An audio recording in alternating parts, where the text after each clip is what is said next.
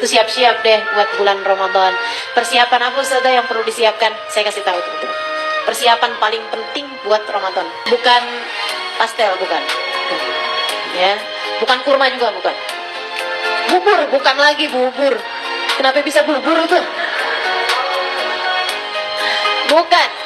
Apa persiapan paling urgent, paling darurat, paling penting untuk kamu siapkan pada bulan suci Ramadan adalah minta maaf kepada orang-orang yang ada di sekelilingmu, terutama yang pernah kamu zalimin, teman-teman. Karena ternyata puasa Ramadan kita, tarawih kita, Quran kita gak akan diterima sama Allah kalau di hati kita masih ada dendam, masih ada permusuhan dengan siapapun dari hamba Allah.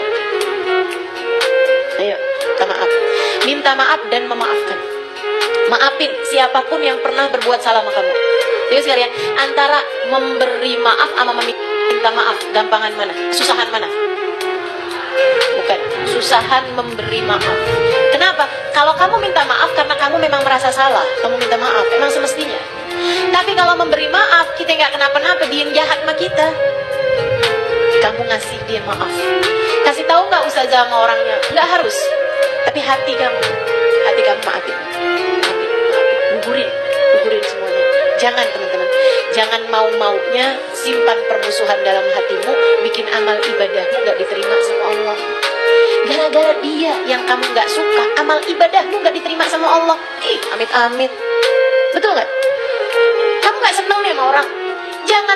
Jangan jadi bikin kita yang susah gara-gara kebencian kita sama dia. Ya kan? Kalau kamu gak suka sama orang, maafin. Kamu gak harus deket lagi sama dia, tapi maafin. Ada orang jahat sama kamu, maafin, teman-teman. Ada suami KDRT sama kamu pisah sama dia, tapi maafin. Kenapa gitu?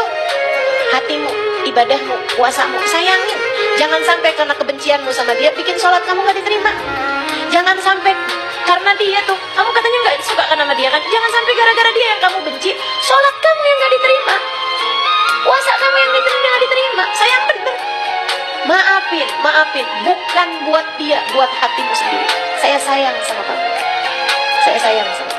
Orang itu cukup nyusahin kamu di dunia, jangan sampai nyusahin akhirat kamu. Orang itu cukup bikin hati kamu kesel di dunia, jangan sampai bikin ibadah kamu gak diterima. Jadi, sayangi hatimu, maafin salahnya orang, siapapun orangnya yang pernah berbuat salah padamu.